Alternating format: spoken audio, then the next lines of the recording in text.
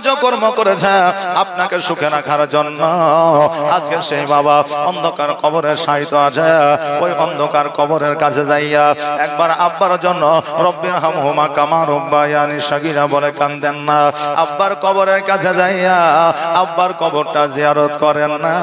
যেই আব্বা ঈদের দিনে ছেঁড়া জামা গায়ে দিয়া আপনাকে নতুন জামা কিনে দিয়েছিল, যেই বাবা ছেঁড়া চপ্পল পরিধান করে চলাফেরা করেছিল, আপনাকে নতুন চপ্পল কিনে দিয়েছিল, সারাদিন রৌদ্রের তাপে বাবা মাথার ঘাম পায়ে ফেলিয়া জমি জায়গায় কাজকর্ম করেছিল আপনাকে মানুষের মতো মানুষ করার জন্য, আপনাকে সুশিক্ষায় শিক্ষিত বানার জন্য, আপনাকে আলেম বানানোর জন্য, আপনাকে মাস্টার বানানোর জন্য। আজকে ওই বাবা কষ্ট করে আপনাকে লালন পালন করে বড় করে দিয়া আজকে অন্ধকার কবরে আরাম করতে আছে। তুমি এমন সন্তান যে বাবার কবরে একবার যাইয়া কবরটা জিয়ারত করতে পারো না। বাবা আজকে লক্ষ্য করে দেখা, আপনার বাবা কবরে চলে গেছে, এখন একবারও সোনা মানিক বলে ডাকে না, এখন একবারও বাবারে বুকায় বলে না, একবারও কবরে চুম্বন দেয় না। ওই বাবা যতদিন জগতের মধ্যে ছিল ততদিন পর্যন্ত সন্তানের ভালাই চেয়েছিল। আজকে বাবা ওই কবরে শায়িত হয়ে আছে নিদ্রা অবস্থায়, কতদিন পর্যন্ত ঘুমাবে? কিয়ামত পর্যন্ত ঘুমাবে, আপনাকে আর স্মরণে না। কিন্তু বাবা যেই দিন চলে গেছে সেই দিন সন্তানেরা পস্তাইতে আছে, আমার আব্বা আমার জন্য এটা করেছিল, আমার আব্বা আমার জন্য ভালো ভেবেছিল, আমার আব্বা আমাকে লালন পালন করে বড় করেছিল। সেই দিন আপনার পস্তান আসবে, কিন্তু সেই দিন বাবার জন্য দুই চোখের পানি ছেলায়া যদি আপনি সমুদ্র বানায়া দেন, তবু ওই চোখের পানিতে কোনো লাভ হবে না। যতদিন পর্যন্ত বাবা হায়াত আছে ততদিন পর্যন্ত বাবার খিদমত করেন, সেবা করেন, আপনার ইবাদত আল্লাহর দরবারে কবুল হয়ে যাবে। বাড়ির পাশে বাবার কবর তবু দেখা হয় না, বাবা আমার ভুলে গেলে ভোলা তো যায় না। আরে আমার আল্লাহ তাবারাক তাআলা বলে দিয়েছে, খুলিকাল ইনসানু দাইফা, আল্লাহ বলে বান্দারে আমি পৃথিবীর মধ্যে প্রত্যেকটা মানুষকে একটা সময় দিয়ে পাঠিয়েছে, প্রত্যেকটা মানুষকে একটা টাইম দিয়ে পাঠিয়েছে। যখন তাদের সময় সীমা সমাপ্ত হয়ে যাবে, যখন তাদের হায়াত শেষ হয়ে যাবে, আমি আল্লাহ ইসরাইলের মাধ্যম দিয়া তাদের জান কবজ করাইব। বাবা আমাদেরকে পৃথিবী ছেড়ে চলে যেতে হবে, কেউ জগতের মধ্যে থাকবে। যদি বলেন আল্লাহ আমাকে জান্নাত দাও, জান্নাত দাও, আল্লাহ বলবে বান্দারে জগতের মধ্যে জান্নাত দিয়েছিলাম কিন্তু জান্নাতের খুশবু লেও না, অতএব আজকে তোমাকে জান্নাত দেওয়া হবে না। আর যারা এই মাহফিলে আছে আল্লাহ তাবারাক তাআলাকে বলবে, আল্লাহ গো আমি জগতে নামাজ পড়েছিলাম, তোমার দরবারে কবুল হয়েছে কিনা জানি না, জগতের মধ্যে রোজা রেখেছিলাম, তোমার দরবারে কবুল হয়েছে কিনা জানি না, তবে আল্লাহ নবীর মাহফিলে আমি একদিন হাজির হয়েছিলাম, ওই জায়গাটাকে আপনি জান্নাতের বাগিচা বলে ঘোষণা করেছেন। আল্লাহ গো আপনি নিজে বলেছেন একজন বান্দা একবার যদি জান্নাতে স্বাদ পেয়ে যায়, একবার যদি একটা বান্দা জান্নাতি খুশবু পেয়ে যায়, আমি আল্লাহ তাকে কোনোদিনও জাহান্নামে দিই না। আল্লাহ গো আমরা জান্নাতি বাগিচায় একদিন বসেছিলাম, তারই ওসিলা আমাদের জীবনের গুনাহ খাতা তুমি মাফ করে দাও। আল্লাহ তাবারাক তাআলা এই রাত্রিটা যদি কবুল করে না, আমাদের জীবনের গুনাহ খাতা মাফ হয়ে যাবে। একবার আওয়াজ দিয়ে বলেন ইনশাআল্লাহ। হ্যাঁ বাবাজি ভাইরা, এই জন্য নবীর মাহফিলে সম্মান করো, পিতা মাতার খিদমত করো, স্বামীর খিদমত করো, এটাই হলো শরীয়তি শিক্ষা। বেরাদার আজকে জগতের মধ্যে আপনি যদি স্কুল কলেজে যান আপনার জীবন পরিবর্তন হয় না। আজকে যদি আপনি কোন অন্যায় করার পরে আপনাকে শাসন করার জন্য যদি বিচার করা হয় আপনার জীবন পরিবর্তন হবে না। আপনি বলবেন হুজুর গো স্কুল কলেজে আমার জীবন পরিবর্তন হবে না, এই রকম কথা বললেন কারণটা কি? স্কুল কলেজে শিক্ষা অর্জন করা যায়, স্কুল কলেজে ইলম হাসিল করা যায়, কিন্তু ব্যবহার চরিত্র গঠন করা যায় না। আরে বাবা, ব্যবহার চরিত্র গঠন করতে গেলে আজকে মাহফিলে আপনাকে আসতে হবে, জান্নাত জাহান্নামের কথা আপনাকে শুনতে হবে, কবরের আযাব সম্পর্কে আলোচনা আপনাকে শুনতে হবে, তবে আপনার জীবনের পরিবর্তন ঘটবে। আর যদি জাহান্নামকে কবরকে যদি আপনি স্মরণ না করতে পারেন, মসজিদে নামাজ পড়েও কোনো লাভ হবে না। আপনি বলবেন হুজুর গো আমার যদি কবর আর জাহান্নামকে স্মরণে না থাকে, মসজিদে নামাজ পড়ে আমার কোনো লাভ হবে না। কেন? কারণ আপনার মনের মধ্যে, অন্তরের মধ্যে, দিলের মধ্যে যখন কবরের আযাবকে স্মরণ না থাকবে, যতক্ষণ পর্যন্ত আপনি মরণকে ভয় না করবে, যতক্ষণ পর্যন্ত আপনি কবরকে ভয় না করবে, যতক্ষণ পর্যন্ত জাহান্নামকে স্মরণ না করবে, ততক্ষণ পর্যন্ত নামাজের প্রতি আপনার মহব্বত থাকবে না, এক মনে নামাজ আপনার হবে না। কবরকে স্মরণে থাকতে হবে, জাহান্নামকে ভয় করতে হবে, এইটা আমাদের ইয়াদ রাখতে হবে, তবে ইবাদত আল্লাহর দরবারে কবুল হবে। কেননা আজকে জগতের মধ্যে এক নম্বরে যারা জাহান্নামকে ভয় করেছে তাদের জীবন পরিবর্তন হয়েছে, এক নম্বরে যারা কবরকে স্মরণ করেছে তাদের জীবন পরিবর্তন হয়েছে। আজকে কবরের ভয়, জাহান্নামের ভয় এক নম্বরে আলোচনা হয় নবীর মাহফিলে, আর নবীর মাহফিলে আসিলে আপনার জীবন পরিবর্তন হবে। জোরে বলা যাবে না সুবহানাল্লাহ। এ বেরাদার, আজকে মসজিদে গেলে আমাদের নামাজ কবুল হয়ে যায় না, মসজিদে গেলে আমাদের নামাজও হয়ে যায়, এটার কোনো গ্যারান্টি না। আপনি বলবেন হুজুর গো এটা আবার কেমন কথা বলছে? আমরা যখন মসজিদে যাই, আমরা মসজিদে যাওয়ার পরে একই নিয়াত করি, একই ইমামের পিছনে দাঁড়ায়, ইমামের পিছনে যখন দাঁড়ায়া যায় নওয়াইতু আন উসাল্লিয়া লিল্লাহি তাআলা আরবা রাকাতিস সালাত, যোহর, আসর, এশা বা আজ যে নামাজ আমরা পড়ি সেই নামাজের নিয়াত করে একটা দায়িত্ব বেহাজাল ইমাম, ইমামের পিছনে আমরা দাঁড়াই, ইমামের প্রতি একটা দায়িত্ব দিয়ে দিয়ে আমাদের নামাজ কেন হবে না? এই কথা, এই প্রশ্ন আমরা করতে পারি, কিন্তু বাবারে আমরা মসজিদে যাই ঠিকই, কিন্তু আমাদের মনের চিন্তাধারা থাকে একাধজনের একাধ রকমের। আপনি বলবেন একাধজনের একাধ রকমের চিন্তাধারা কেমন করে থাকে? একটু লক্ষ্য করে শুনবেন। মসজিদে প্রত্যেকটা মুসল্লি যায়, সবাই কিন্তু আল্লাহকে রাজি করার জন্য যায় না, সবাই কিন্তু আল্লাহকে খুশি করার জন্য যায় না, সবাই কিন্তু আল্লাহর নৈকট্য লাভ করতে যায় না। মসজিদে কেউ যায় লোক দেখানো নামাজ পড়ার জন্য, মসজিদে কেউ যায় সেক্রেটারি হওয়ার জন্য, মসজিদে কেউ যায় ক্যাশিয়ার হওয়ার জন্য, মসজিদে কেউ যায় সুন্দর বউ পাওয়ার জন্য, যুবকেরা বিবাহ করার জন্য।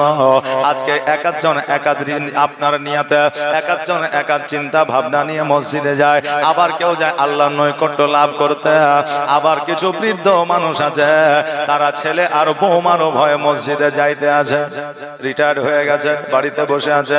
এখন ছেলে বৌমা বলছে হ্যাঁ গো আব্বা আপনার তো কাজ কাম নাই, মসজিদ এখানে যান না, লোকের কাছে কথা শুনতে হয় যে তোর বাবা নামাজ পড়ে না, তোর আব্বা নামাজ পড়ে না, মসজিদে যাও, আর মসজিদে ফাঁকি দিয়ে বাড়িতে থাকিও না। এখন বলছে তোদের জ্বালা আর সহ্য করা গেল না, যাইতেই হবে মসজিদে। এখন সে মসজিদে আসে। এখন আপনি বলেন সে আল্লাহর ভয়ে মসজিদে আসলো না ছেলেদের ভয়ে মসজিদে আসলো? কার ভয়ে? আল্লাহর ভয়ে নয়। বাপজি ভাইরা, আমার মায়েরা, আজকে আপনাদেরকে বলে দিয়ে যা, আজকে সে যতই নিয়াত করুক না কেন, আরবি নিয়াত তার ট্রান্সলেশন হয়ে যাবে, তার নিয়াত হবে নওয়াইতু আন উসাল্লিয়া লিল্লাহি তাআলা রাকাতের সালাতে। ছেলে আর বৌমারা জ্বালাতে আমিও পারি না, তারাও ছাড়ে না। আল্লাহু আকবার। কথা বললেন না? নিয়াত আমাদের পরিবর্তন হয়ে যাবে।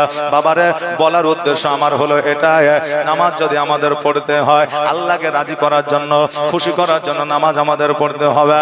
নামাজ যদি পড়তে হয় একটা উদ্দেশ্যে যাইতে হবে, আল্লাহর নৈকট্য লাভ করার উদ্দেশ্যে, তবে আল্লাহর দরবারে আমাদের ইবাদত কবুল হবে। বাবাজি ভাইরা, আজকে শরীয়তে ইসলামে একটা নিয়ম আছে, একটা রুলস আছে। বলেছে এই নিয়ম আর আপনার রুলস যদি ফলো না করে আমরা নবীর কালেমা পড়ে নিলাম আর আমাদের দায়িত্ব শেষ হয়ে গেল, শরীয়ত এটা প্রাধান্য দেয় না। বাবারে আজকে আমাদের মুখে দাঁড়িয়ে না, জীবনে মাথায় টুপি ওঠে না, জীবনে পাঞ্জাবি পড়ি না, একদিনও আমরা মসজিদে যাই না, রমজান মাসে রোজা রাখি না, রাস্তাঘাটে বসে বসে বিড়ি মারা আমরা টানাটানি করে আজকে আমরা মুসলমান নামে হয়েছে। কাজে যতক্ষণ পর্যন্ত মুসলমান না হতে পারবো ততক্ষণ পর্যন্ত আমাদের প্রতি অত্যাচার বন্ধ হবে না। বাবা আজকে আপনাদের কাছে একটা কথা আমি বলে দিয়ে যাই, জান্নাত জাহান্নামের কথা আল্লাহ তাবারাক তাআলা আল কোরআনে 3% লিখেছে, 97% লেখা নাই। আপনি বলবেন হুজুর গো এইটা আবার কেমন কথা হইল, 97% নাই 3% আছে, এটা আবার কেমন কথা? আপনাদেরকে বলে দিয়ে যায় আজকে জাহান্নামের কথা 100% যদি কোরআনে লেখা থাকতো মানুষ জগতের মধ্যে স্ট্রোক করে আর হার্ট অ্যাটাক করে মারা যেত। কারণ জাহান্নামের যে ভয়াবহ আযাব, এই আযাবের কথা শুনিয়া মানুষ বেঁচে থাকতে পারতো না। কেননা হযরত নবী পাক সাল্লাল্লাহু তাআলা আলাইহি ওয়াসাল্লাম একদিন জান্নাত আর জাহান্নামের আলোচনা করেছিলেন, আর ওই আলোচনা হযরত খাদিজাতুল কুবরা রাদিয়াল্লাহু তাআলা আনহা শুনেছিলেন, হযরত ওমর ফারুক রাদিয়াল্লাহু তাআলা আনহু কিন্তু শুনেছিলেন। আর শোনার পরে হযরত ওমর ফারুক একদিন নয়, 2 দিন নয়, 5 দিন নয়, 7 দিন নয়, 1 মাস আমার নবীর দরবারে আসতে পারে না। এখন আমার নবী বলতেছে সাহাবীরা রে আজকে আমার ওমর কেন আমার দরবারে আসে না, একবার খোঁজ নিয়ে দেখো, একবার খবর নিয়ে দেখো। এবার সাহাবী কেরামগণ হযরত ওমরের বাড়িতে গেল। ওমরের বাড়িতে যাওয়ার পরে লক্ষ্য করে দেখতেছে যেন আমার হযরত ওমর ফারুক যেন বিছানাগত হইয়া আছে। আমার নবীজিকে জানায় দেওয়া হলো। আমার নবীজি ওমরের বাড়িতে আসলেন।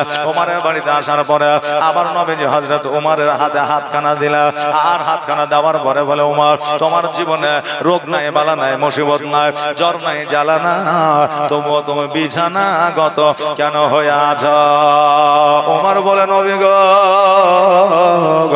জানি না, জানি না। আপনি চাইলে জাহান্নামের আগুনের কথা বলে যা, আপনি চাইলে জাহান্নামের ভয়াবহ আযাবের কথা বলে যা। সেই দিন থেকে যেন আমি অসুস্থ হয়ে গেছে। আমার নবী বলে রে ওমর আজকে তোমার শরীরে রোগ না, কিন্তু এই জাহান্নামের আযাবের কথা শুনিয়া তোমার টেনশনে, তোমার চিন্তা ভাবনা তোমাকে বিছানাগত করে দিয়েছে। বাবাজি ভাইরা, জগতের মধ্যে প্রত্যেকটা রোগের ওষুধ আছে।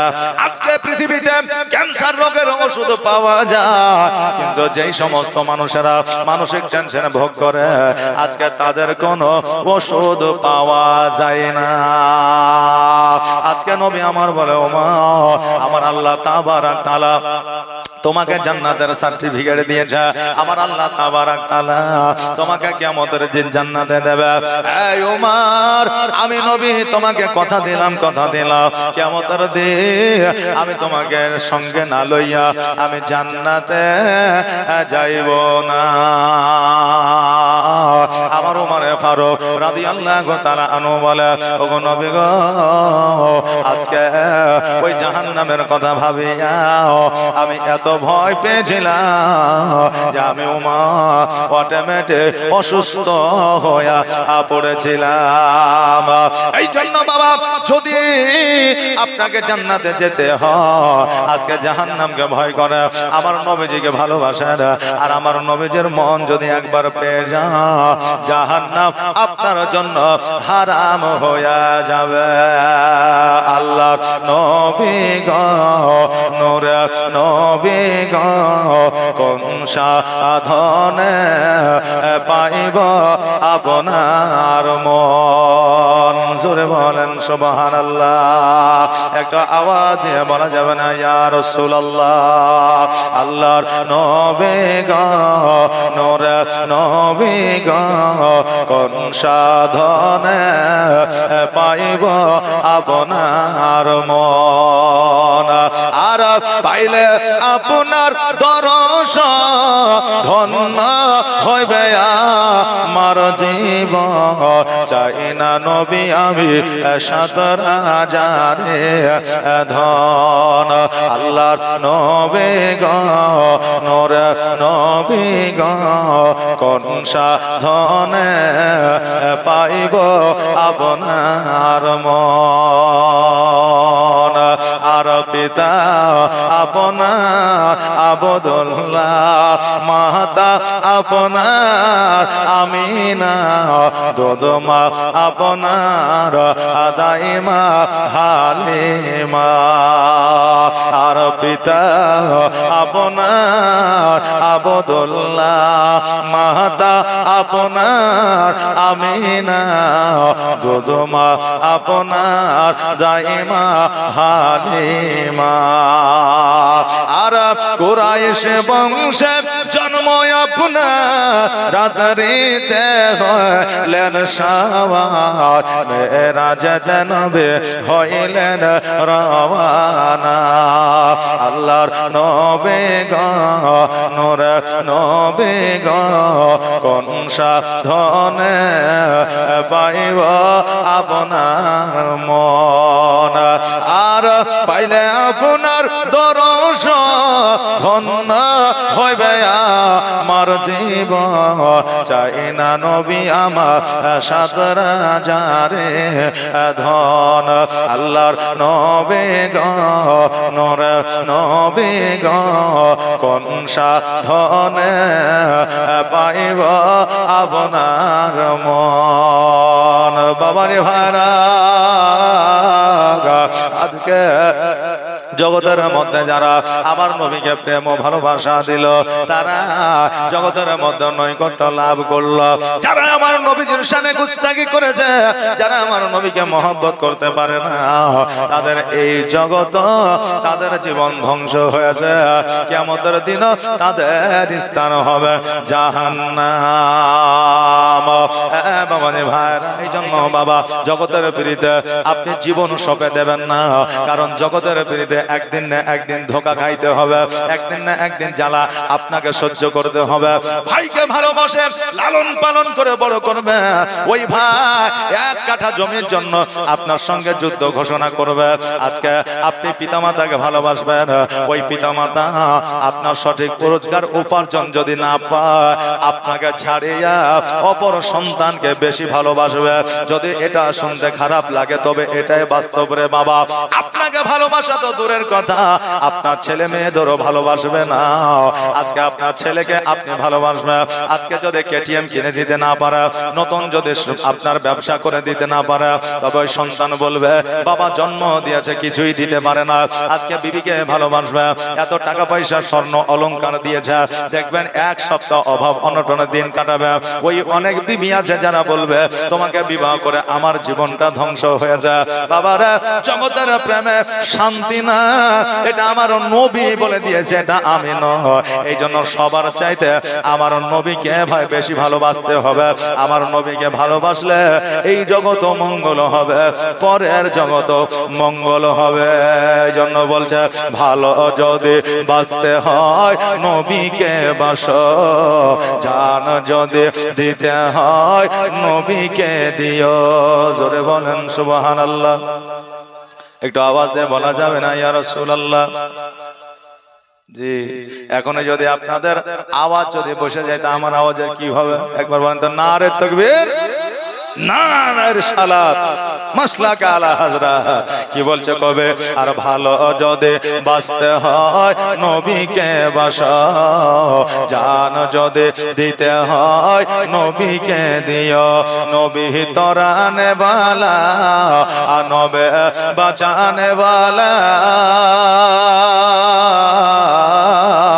নবে তরানে वाला নবে বাঁচানে वाला আর প্রাণের চেয়ে প্রিয় তাই প্রাণের চেয়ে প্রিয় তাই নবীকে চিনো না ভালো যদি বাঁচতে হয় আমার নবীকে বাসো আর সাকারাতার বিছানাতে কি যে যন্ত্রণা সাত সাগর পানি দিলেও তৃষ্ণা মিটে না জোরে বলেন না সুবহানাল্লাহ আর সাকারাতার বিছানাতে কি যে যন্ত্রণা আর সাত সাগরের পানি দিলেও তৃষ্ণা মিটে না আর কাউসারের পানি দেবেন কাউসারের পানি দেবেন শাহে মদিনা ভালো যদি বাঁচতে হয় আমার নবীকে বাসো আয় হয় জান যদি দিতে হয় আমার নবীকে দিও নবে তরানে वाला নবে বাঁচানে वाला নবে তরানে वाला নবে বাঁচানে वाला আর প্রাণের চেয়ে প্রিয় তাই প্রাণের চেয়ে প্রিয় তাই নবীকে চিনো ভালো যদি বাঁচতে হয় আমার নবীকে বাসো বাবাজি ভাইরা আমার নবী মুস্তাফা সাল্লাল্লাহু তাআলা আলাইহি ওয়াসাল্লাম ওই আপনার জায়গা থেকে একজনকে মুসলমান বানায়া নবীর কালমা পড়ায়া আমার নবীজি যেন মক্কার দিকে রওনা হয়ে গেল এবার মক্কা যখন আমার নবীজি প্রবেশ করবে দূর থেকে দেখছে যেন আব্দুল মুত্তালিব রাদিয়াল্লাহু তাআলা আনহু কাবা ঘরে হিলান দিয়া যেন চুপ করে বসে আছে আমার নবীজি আব্দুল মুত্তালিবকে যখনই বাবা দেখে নিয়েছে অমনি ছুটতে ছুটতে যাইয়া আমার নবীজি আব্দুল মুত্তালিব কোলের মধ্যে যেন ঢুকে গেছে আর আমার নবীজি বলতে আছে ওগো আব্দুল মুত্তালিব ওগো আমার দাদা যা আমি এতদিন পর্যন্ত তাইফে ছিলাম আমাকে দেখার জন্য কেন যাও না আব্দুল মুত্তালিব বলে ভাই রে আমাকে আল্লাহ তাবারাক তাআলা এমন একটা দায়িত্ব দিয়ে দিয়েছে এমন একটা কাজ আমাকে দিয়েছে এই কাবা ঘরের মুতাওয়াল্লি বানায়া দিয়েছে এই সমাজের মোড়ল সরদার বানায়া দিয়েছে আজকে এদের সেবা খেদমত করতে আমার দিন যেন পার হয়ে যায় আব্দুল মুত্তালিব বলে মুহাম্মদ আজকে তোমাকে দেখতে যাইনি আমি তো কি হয়েছে আমার মনটা ভালো ছিল না তোমাকে না দেখা মুহাম্মদ আজকে যখন তুমি আমার বুকের মধ্যে এসেছো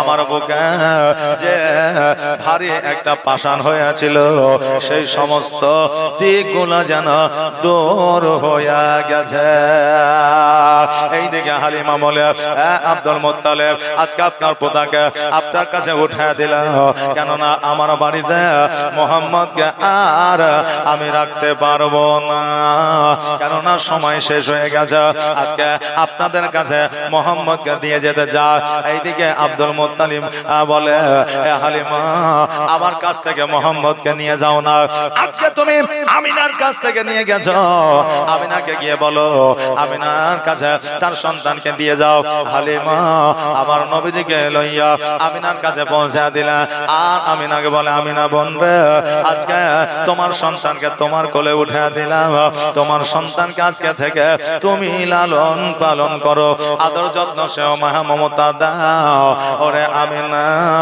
আজকে আমি তোমার সন্তানকে তোমার কাছে রেখে গেলাম আমিনা রাদিয়াল্লাহু তাআলা আনহা বলে হালিমা শোনো রে আজকে আমার সন্তানকে আমার কাছে দিয়ে যাচ্ছ ঠিক কিন্তু একটা কথা বলে যা হালিমা হালিমা, তোমার যদি কোনো অসুবিধা হয়, তোমার যদি টাকার দরকার হয়, তোমার যদি খেজুরের প্রয়োজন হয়, তোমার যদি আটার দরকার হয়, আমি আমিনা তুমি আমাকে বলবা, আমি তোমার বাড়িতে পৌঁছায়া দিব।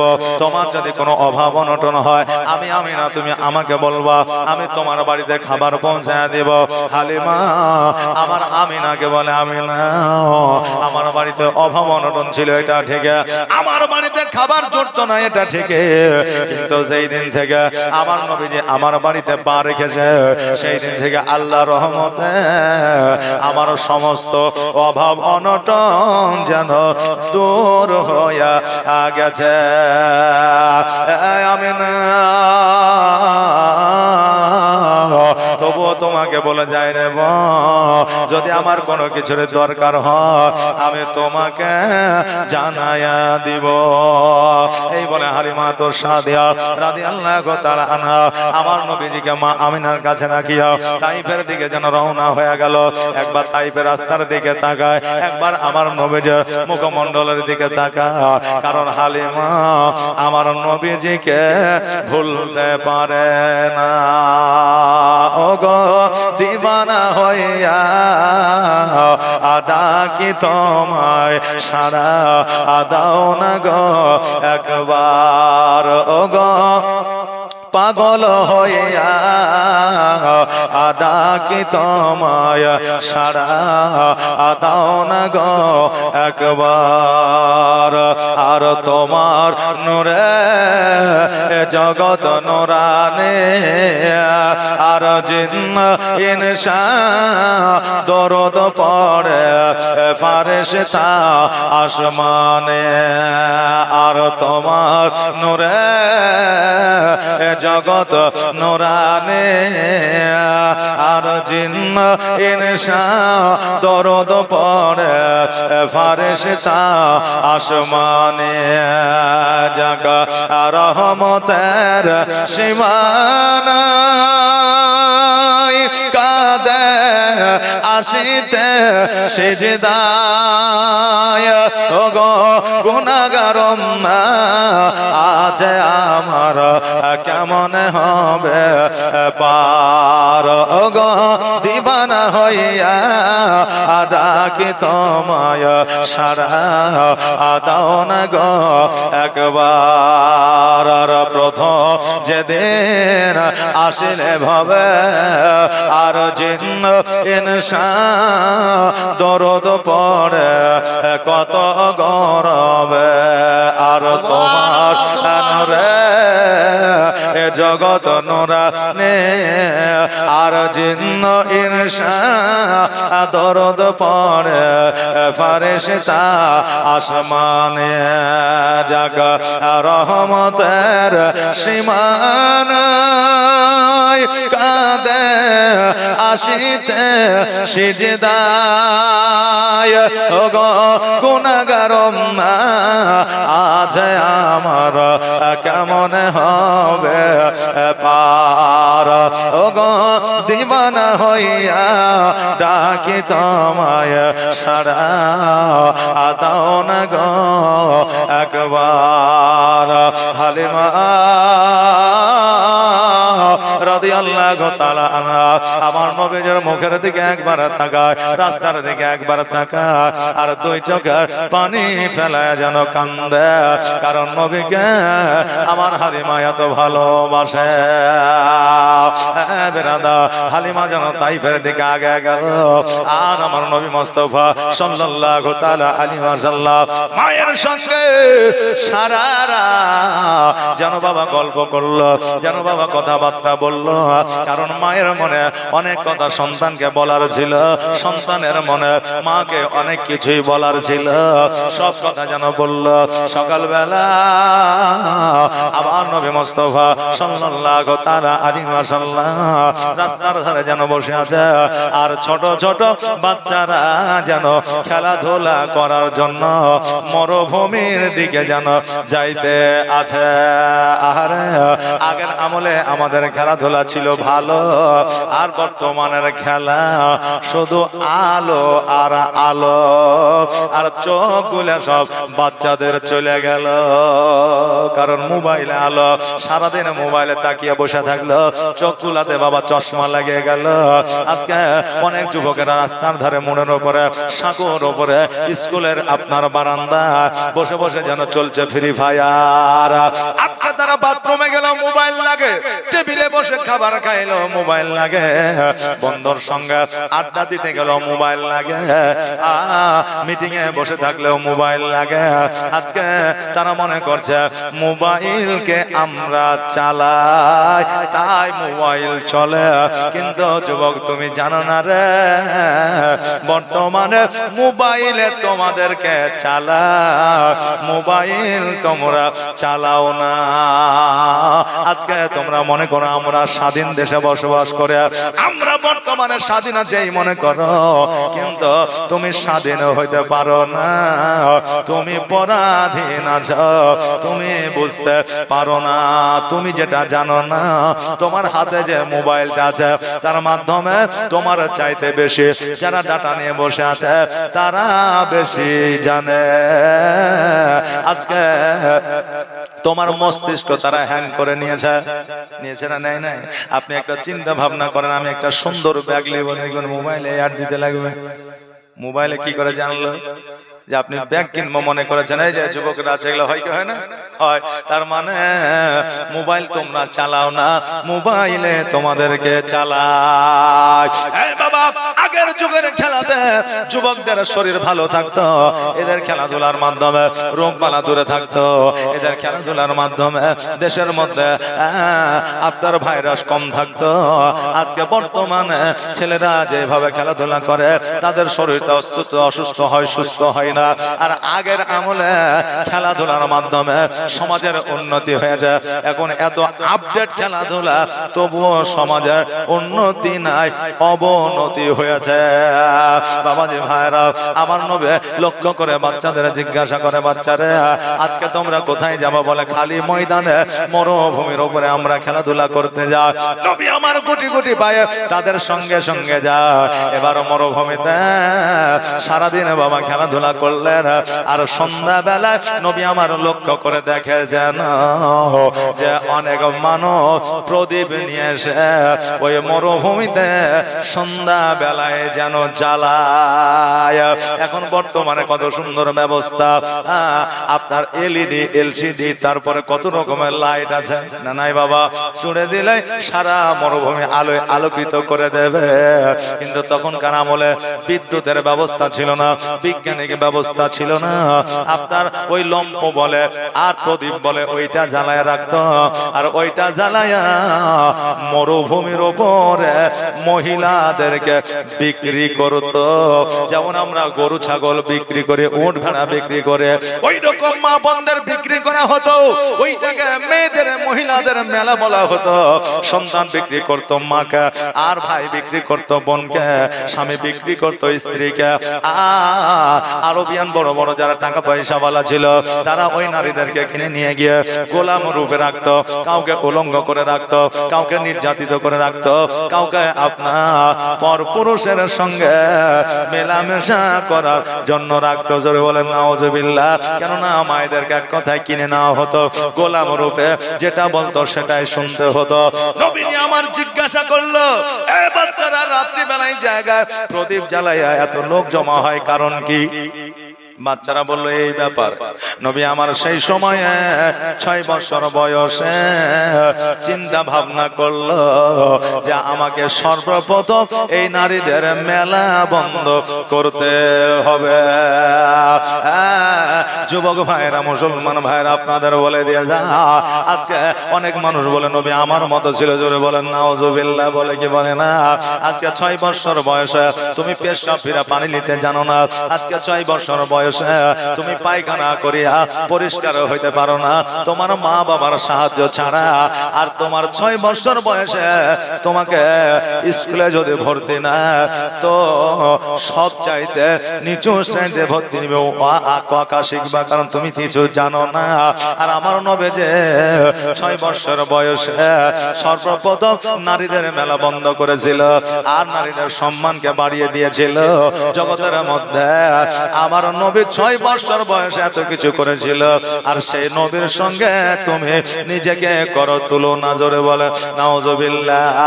আজকে নবীর সঙ্গে পৃথিবীর কারো সঙ্গে হবে না তুলনা। আমার নবী আলা সর্বসেরা। জোরে বলেন সুবহানাল্লাহ। ওই নবী যে 6 বছর বয়সে নারীদের মেলা বন্ধ করে, নারীদের অত্যাচার থেকে বাঁচায়া, নারীদেরকে গোলাম থেকে আজাদ করে আজকে নারীদের পায়ের তরে আমার আল্লাহর জান্নাত দিল। আর ওই মা বোনেরা বর্তমানে লিপস্টিক লাগায়া পুনরায় সেই মেলাতে বাবা ঘুরিল। জোয়ান মা বোনদের কি কথা বলবো বাবা, বর্তমানে 60 বছর পার হয়ে গেল, বুড়ি বুড়ি নারীরা আমার লিপস্টিক লাগায়া রাস্তাঘাটে বাসে পথে ট্রেনে চলে। এই যে চলেকে চলে না, এই জন্য একটা ছন্দ আমি মাঝে মধ্যে বলে যে 60 বছর বুড়া নানি লিপস্টিক লাগায়। বর্তমানে ঘটছে তাই বলছে। আর 60 বছর বুড়া নানে লিপস্টিক লাগায়, আর মেকআপ করিয়া নানি মেলাতে বেড়ায়, আর মাস্কারা লাগায়া নানি মেলাতে বেড়ায়। 60 বছর বুড়া নানে লিপস্টিক লাগায়, আয় হায় লিপস্টিক লাগায়। আর নানির আমার হয়েছে সুগার, আর তবুও নানির কমে না বাগার। বাবাজি ভাইরা, যেইটা শরীয়ত ইসলামে হারাম আছে সেই কাজটা করতে যাবেন না।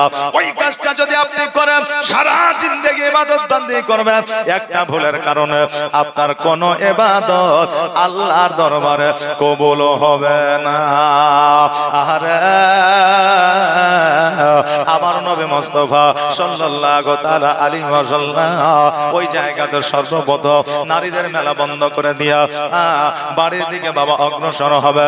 লক্ষ্য করে দেখছে যেন প্রত্যেক ছোট ছোট সন্তানদের পিতারা ওই সন্তানদেরকে বাড়িতে নিয়ে যায়, কেউ কাঁধে করে নিয়ে যায়, কেউ কোলে করে নিয়ে যায়, কেউ মাথার উপরে চাপায় নিয়ে যায়, কেউ চুম্বন করে আঙুলটা ধরে নিয়ে যায়। আর আমার নবী যে মনে মনে চিন্তা করে, আল্লাহ আজকে আমার 6 বছর বয়স হয়ে গেল, একদিনের জন্য আমার আব্বা কেন আসলো না, আমাকে কেন কোলে নিল না, আমার কপালে কেন চুম্বন করলো না, আমার গোসল কেন বানায় দিল না, একদিন আমাকে কেন হাতে তুলে খাওয়াইয়া দিল না, আমার আব্বা কোথায় আছে? আজকে আমার মাকে গিয়া জিজ্ঞাসা করব। আমার নবী যে গোটে গোটে পায়ে বাড়িতে আসলে, আর বাড়িতে আসার পরে আমার মা আমিনার আঁচলখানা ধরে বলে, মা আজকে আমি একটা কথা তোমাকে জিজ্ঞাসা করতে চাই। আমার আমিনা বলে, বেটা কি কথা বলো? বলে, মা গো সবার আব্বাকে দেখা যায়, আমার আব্বাকে কেন দেখা যায় না? যেমন এই কথা শোনা আমিনা 2 চোখের পানি যেন ঝরে যায়। আমিনা বলে, আল্লাহ গো আজকে আমার সন্তানকে কি বলে সান্ত্বনা দেব? আজকে আমার সন্তানকে কি বলবো? আজকে আমার সন্তানকে কেমন করে বোঝাবো? ওগো আল্লাহ, এই প্রশ্নের আগে আমার জিন্দেগি কেন শেষ হয়ে গেল না? আরে বাবা, যেই মা বোনদের স্বামী না, ওই মা বোনদের ছোট ছোট সন্তানেরা যখন জিজ্ঞাসা করে আমার আব্বা কোথায়, তার আব্বা জানের কথা বলিতে ওই মা বোনদের কলিজা বাবা ফেটে যায়। আহা, আমার নবী বলতেছে, মা গো তুমি কান্না কেন করো মা? আজকে যতক্ষণ পর্যন্ত না বলবো আমার আব্বা কোথায় আছে, ততক্ষণ পর্যন্ত আমি তোমার আঁচল খানা ছাড়ব না। আর শিশু নবে কেন্দে কেন্দে মায়ের কাছে কয়, বলো বলো আম্মা জান আমার আব্বা জান কোথায় বলো বলো আম্মা জান আমার আব্বা জান কোথায় আর সন্ধ্যা বেলায় খেলার শেষে সব ছেলেদের পিতা এসে আর সন্ধ্যা বেলায় খেলার শেষে সব ছেলেদের পিতা এসে আর আমার খেলার সাথে ভাইদের সঙ্গে নিয়ে যায় বলো বলো আম্মা জান আমার আব্বা জান কোথায়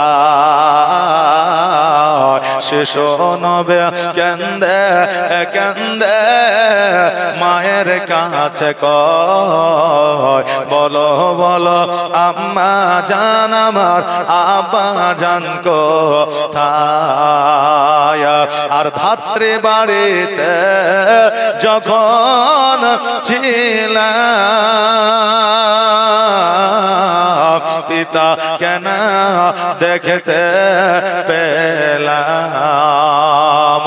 আর ধাত্রী বাড়িতে যখন ছিলাম পিতা কেন দেখতে পেলাম আর বাড়িতে আসিয়া আহমে দেখি না তাহার বলো বলো আম্মা জান আমার আব্বা জান কোথায় শিশু নবে কেন্দে কেন্দে মায়ের কাছে কয় বলো বলো আম্মা জান আমার আব্বা জান কোথায় নবীজি আমার বলে মা গো যতক্ষণ পর্যন্ত আমাকে না বলবো আমার আব্বা কোথায় আছে ততক্ষণ পর্যন্ত আমি তোমার আঁচল ছাড়বো না। মা জননী আমার আব্বাকে আমাকে ভালোবাসে না, আমার আব্বা আমাকে কি মহব্বত করে না। মা গো আজ 6 বছর বয়স হয়ে গেল, আমার আব্বা এখনো পর্যন্ত আমাকে একবারও কোলে নিল না। আমি না রাদিয়াল্লাহু তাআলা আনহা 2 চোখের পানি ছেড়ে দিয়ে বলে বেটারা তোমার আব্বা জীবনে তোমাকে আর কোনোদিন কোলে নেবে না, তোমার আব্বা তোমার কপালে চুম্বন করবে না, তোমার আব্বা তোমাকে দেখার জন্য আর আসবে না। কেন না তোমার আব্বা ইহ জগৎ ছেড়ে পর জগৎ গমন করেছে, ওই মাকামে আবওয়ায় আরাম করছে। যেমন এই কথা শোনা আমার নবী 2 চোখের পানি ছেড়ে দিয়ে বলে মা আমার আব্বা মাকামে আবওয়ায় আরাম করতে আছে, তুমি আগে কেন আমাকে বলো না। আমি না বলে বেটা রে আমি যদি তোমাকে আগে বলতাম তবে আমি যদি তোমাকে আগে বলতাম তবে তোমার চোখের পানি আমি সহ্য করতে পারতাম না, তবে আমি তোমার মুখের দিকে তাকাইলে আমি না কষ্ট পেয়ে যাইতাম। এই জন্য তোমার আব্বা মাকামে আব্বা আরাম করেছে এই কথা আমি তোমাকে কখনো বলি না।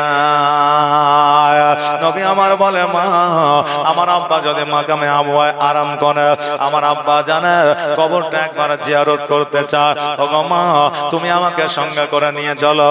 আমি না বলে বেটারা আজকে তোমাকে বলে যেই দিন আমি বিবাহ করে মদিনা থেকে মক্কায় এসেছিলাম সেই দিন থেকে আমি কোনোদিন বাড়ির বাইরে পা দিই না।